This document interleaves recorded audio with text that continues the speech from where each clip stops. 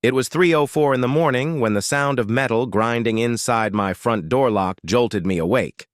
For a split second, I thought I was dreaming, but the low, rumbling growl from my two K9s told me this was real. Their ears were sharp, their bodies tense, eyes fixed on the door as if they could see straight through it. I crept closer, heart pounding against my ribs, and peered through the peephole. There she was, Karen, my HOA president, hair wild, robe half-tied, clutching a shiny brass key in her trembling hand. Her lips moved, muttering something I couldn't hear over the pounding in my ears. She shoved the key into the lock again, twisting hard, but it didn't budge. Her jaw tightened. She stepped back, glaring at my door like it had personally insulted her. And then, with sudden, violent force, she raised her foot and kicked. The sound thundered through the hallway, my dogs exploding into furious barks. And I realized this night was about to turn into a war. The day before, the chaos started like any other in our quiet suburban neighborhood. Or at least what used to be quiet before Karen crowned herself queen of the HOA.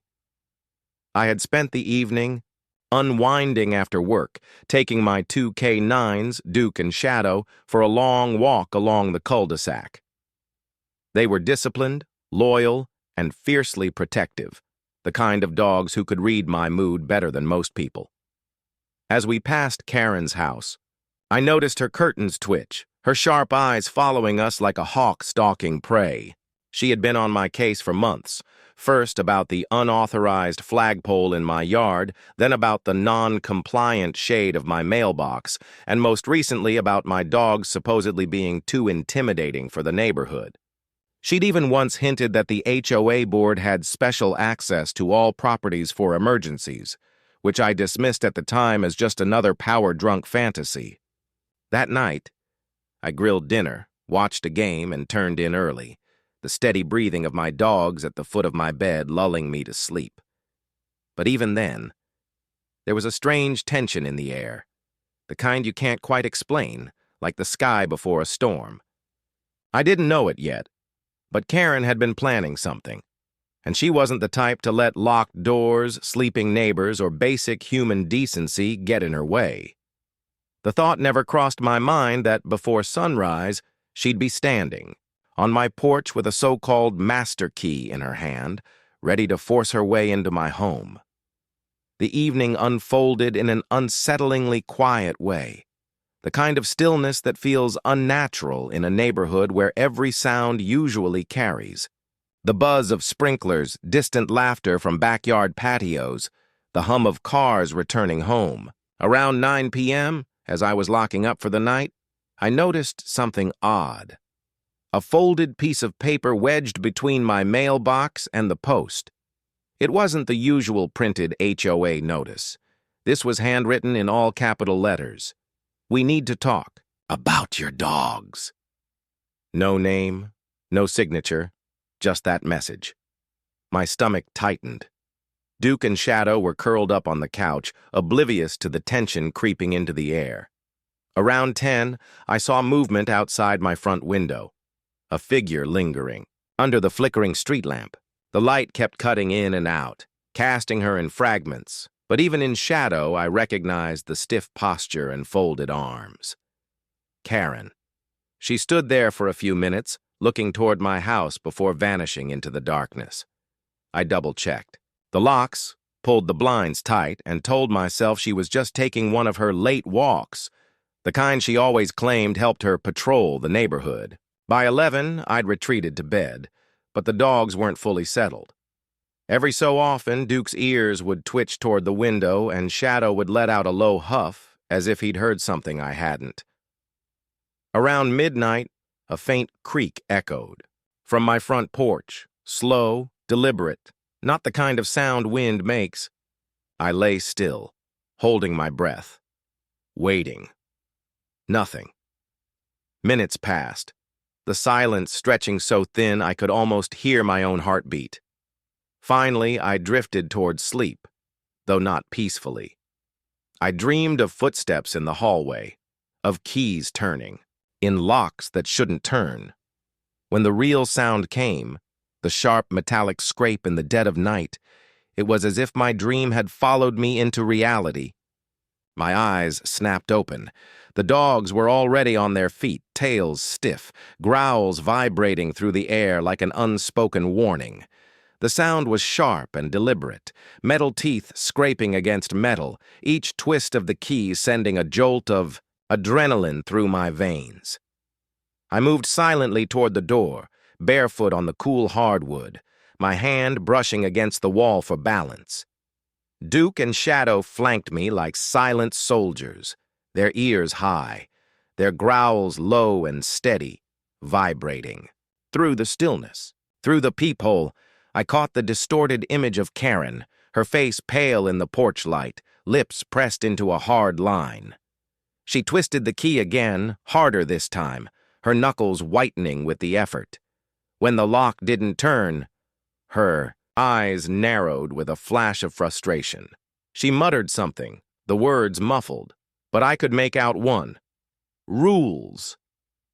Then she stepped back, her robe falling slightly open to reveal flannel pajamas, and without hesitation, she lifted her leg and slammed her foot into my door.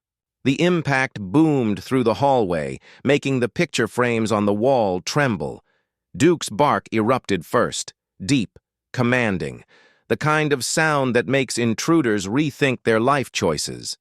Shadow followed, her bark sharper, faster, a staccato rhythm that matched the pounding of my heart. Karen froze for half a second, startled, before planting herself in front of the door again, leaning in as if sheer willpower could make it open. I could hear her breathing now, heavy and fast. She bent down, peering into the keyhole like she expected to see me cowering on the other side. The dogs lunged, nails clawing at the floor, their bodies a wall of muscle and fury between me and the door. The sound of their snarls filled every corner of the house, layered with the rapid thud of my pulse in my ears. "Open this door!" she barked as if she had any right to be there. "This is HOA business!" Another kick. The wood groaned but held. I stepped closer, my voice low but sharp enough to cut through the chaos. "Karen, walk away before you regret this." She hesitated just for a breath, and in that pause I saw it. A flicker of doubt in her eyes, the kind that only shows up when someone realizes they've gone too far. But she masked it quickly, straightening her posture like a soldier bracing for battle. "You're violating community codes!" she shouted back, her voice high and brittle. Duke's bark surged louder, and Shadow pushed forward, her teeth bared. The air between us crackled with the kind of tension that can only end in someone backing down or someone breaking in. My hand hovered over the deadbolt. One twist, and I could fling the door open, let her see exactly what was waiting. On the other side, 2 trained K9s ready to defend their home. My other hand gripped my phone, thumb poised over the emergency call button. I didn't know which would happen first, her retreat, the cops arriving, or my patience shattering. But I knew one thing. This night had just crossed the line from petty HOA harassment into something far more dangerous. Karen didn't back down. Instead, she planted herself closer to the door, yelling over the furious barks. "This is an emergency entry. HOA rules give me the right." Her voice was shrill, cracking on the word right, like even she didn't believe it. Lights began flicking on around the neighborhood, first across the street, then next door. Curtains shifted, blinds parted, silhouettes of curious neighbors appearing like shadows in a silent theater. The barking from Duke and Shadow was relentless, every deep-throated warning shaking the walls. I kept my voice steady, my phone in hand as I hit 911. "Yes, I have someone trying to force entry into my home," I told the dispatcher, keeping my eyes on the peephole. Karen was pacing now, one hand still clutching her useless key, the other gesturing wildly as if she were making her case to an invisible jury. I could hear her muttering about dangerous animals and code violations in between her shouts. Within minutes, the low hum of an approaching engine filled the street, headlights sweeping across the lawn. Karen froze, straightened her robe, and tried to compose herself like nothing was wrong. But as the police car pulled up, her confidence flickered. She turned toward the door, leaning in just enough for me to hear her hiss, "You'll regret this." Then she stepped back to meet the officers, waving her hands in exaggerated gestures as she pointed toward my house. I cracked the door just enough to be seen, Duke and Shadow at my side, their bodies rigid with focus. Karen took half a step, forward. Instinct, maybe? But stopped dead when Duke growled, low and dangerous. The kind of sound that could crawl under your skin. One of the officers held up a hand to her, motioning for her to step back, while the other asked me to explain what happened. I laid it out plainly, the attempted entry, the kicks, the threats. Karen jumped in, claiming she was preventing a safety hazard and had HOA clearance. But the look the officer gave her said it all. She was digging herself deeper. I didn't need to say much more. The dogs had already told the story without a single word. The moment the officers asked for proof, I didn't hesitate. From my pocket, I pulled out my phone and played the doorbell camera footage, crystal clear, time-stamped, and undeniable.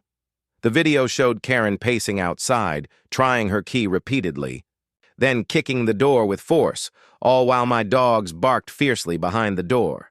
The officers watched in silence, their faces tightening as the truth sank in. Then I slid over a printed copy of the HOA bylaws, the exact section that clearly stated no HOA member had authority to enter private property without explicit permission or a court order. Karen's confident posture began to crumble as the officers flipped through the pages. She opened her mouth to argue, but the words caught in her throat. Her eyes darted from the camera to the bylaws and finally landed on the officers, whose expressions had shifted from curiosity to disappointment. One officer said quietly, "This isn't an emergency entry, it's trespassing." Karen's face flushed red with a mixture of anger and embarrassment. She stepped back, her defiance replaced by reluctant resignation. The neighbors, still, watching from their windows, murmured in quiet approval. The officers informed her she could face charges if she attempted such behavior again. As they escorted her off the property, I stood beside my dogs, feeling a surge of relief and vindication. That night, justice wasn't just about the law. It was about protecting my home, my family, and the boundaries that no HOA queen should ever cross. Karen had overstepped, and this time, her reign had ended where it belonged, outside my locked door. That night, as the adrenaline faded and silence settled back over my home, I realized something deeper had happened. This wasn't just about a rogue HOA president or a stubborn door. It was about respect, boundaries, and standing up for what's yours. Karen thought a piece of metal called a master key gave her power over my life, but she forgot one thing. A home is more than locks and laws. It's a sanctuary guarded by love, loyalty, and those who refuse to be bullied. My dogs weren't just protecting me from a trespasser. They were protecting the peace I've fought to maintain. I learned that sometimes you have to face down those who abuse authority with calm strength and unshakable resolve. And while Karen may continue to complain and scheme, she now knows that some doors don't open for bullies. Not mine, not ever. To anyone watching who's been pushed, threatened, or dismissed by people who think rules only apply to others, stand firm, protect your ground, and never let fear take the front seat. Because at the end of the day, your home is your kingdom, and no HOA queen can change that. If you've ever faced an HOA bully or someone trying to control your life, hit that like button to show you stand for your rights. Drop a comment below. Tell me your wildest HOA or neighborhood showdown story. And don't forget to subscribe and ring the bell so you never miss the truth behind these crazy HOA battles. Together, we're not just sharing stories. We're taking back control. Stay strong, stay safe, and I'll see you in the next video.